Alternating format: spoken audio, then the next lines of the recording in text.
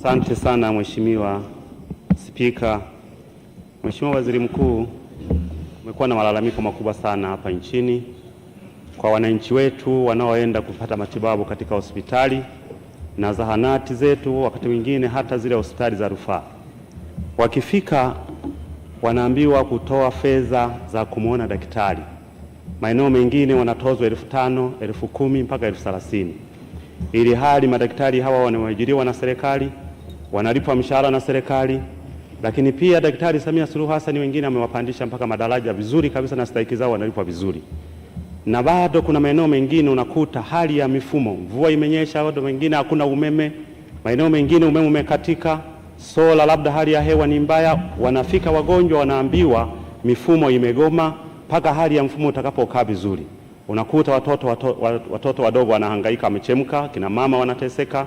Sasa nataka nijue, Mheshimiwa Waziri Mkuu, nini kauli ya serikali juu ya swala hili?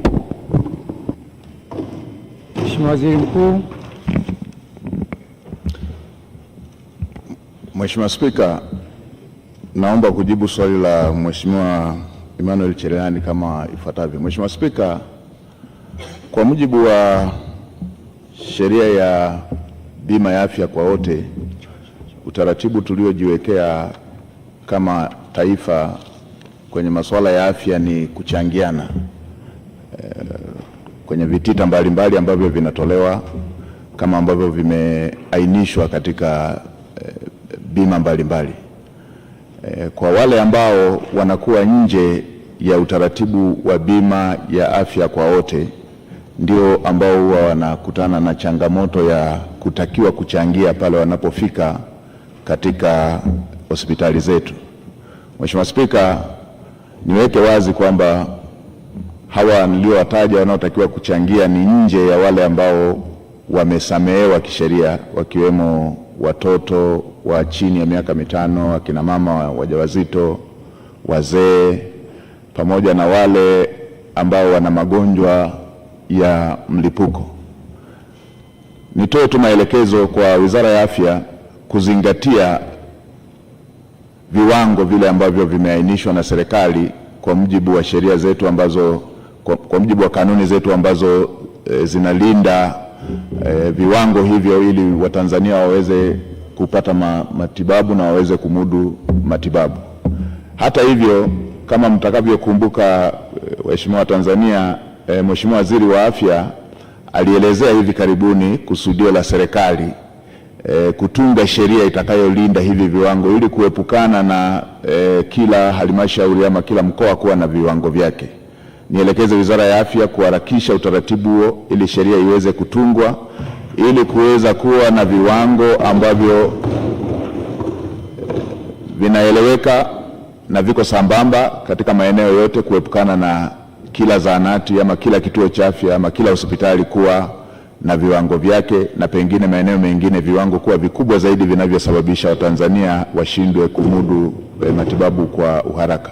Kwa lile la mifumo, kama ni masuala ya uzembe tutayafuatilia kwa ukaribu ili pasiwepo na visingizio ambavyo vinasababisha Watanzania wachelewe kupata matibabu kwa sababu ambazo zinaweza kuzuilika. Na kwa yale ambayo ni genuine ya kimfumo, naelekeza taasisi zinazohusika kufanyia kazi ili pasiwe na malalamiko haya mara kwa mara, kwa sababu masuala ya matibabu hayapaswi kusubiri.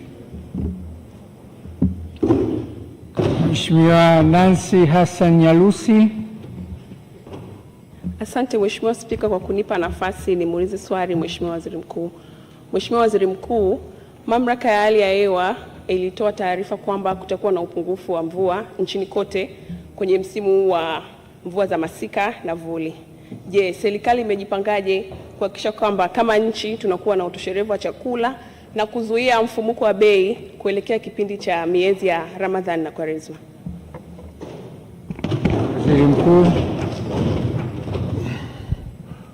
Mheshimiwa Spika, ni kweli mamlaka yetu ya hali ya hewa ilitoa tahadhari hiyo, na katika baadhi ya maeneo ni kweli tumeona mvua zikiwa na mtawanyiko usiozoeleka na baadhi ya maeneo mvua zikiwa zimechelewa. Mheshimiwa Spika, naomba nitumie bunge lako tukufu kuwatoa hofu wa Tanzania kwamba kwa sasa tuna chakula cha kutosha. Mahitaji ya chakula cha akiba kwa nchi ni takriban tani 1,500,000 na sasa nchi ina zaidi ya tani 400,000 za akiba. Kwa maana hiyo tuna 1,100,000 ambayo ni standard na tuna zaidi ya 200,000 ambazo ni za ziada. Rai ambayo nilitoa hata nilipokutana na wakuu wa mikoa ni kuendelea kuwahamasisha Watanzania katika maeneo ambayo yanaweza kuwa na mvua zisizoridhisha kuzingatia ushauri wa aina ya mazao ya kupanda ambayo yanaweza yakakamilika yakaiva kwa kuzingatia mvua hizo ambazo zimetabiriwa kwamba huenda zisiwe na mtawanyiko mzuri. Tunajua maeneo ambayo huwa yana mvua chache, hivyo wananchi wa maeneo hayo wazingatie kupanda mazao ambayo yanaweza yakamudu kukomaa kwa kutegemea mvua zenye mtawanyiko ambao unaweza usiwe wa kuridhisha. Hata hivyo, tumeelekeza pia wakuu wa mikoa watoe elimu kwa wananchi wetu kuendelea kuwa na matumizi mazuri ya chakula kilichopo na kile kitakachovunwa, kwa sababu kwa tahadhari hiyo tuliyopewa, huenda kwenye siku za usoni ndiko tukaanza kupata matatizo ya upungufu wa chakula. Kadhalika tumetoa rai kwa wananchi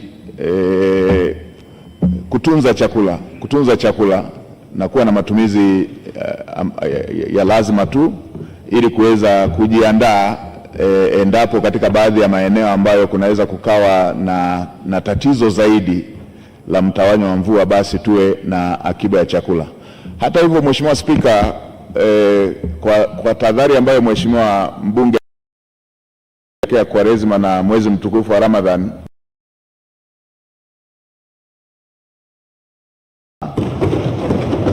tuna akiba ya chakula vipindi hivyo vya Kwaresima ambayo inaweza ikaumiza Watanzania.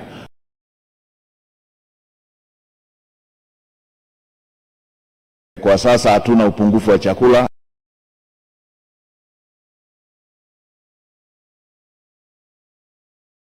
Kupitia wakala wa chakula imeendelea kupeleka wote waweze kumudu kupata chakula. Yusuf Maalim.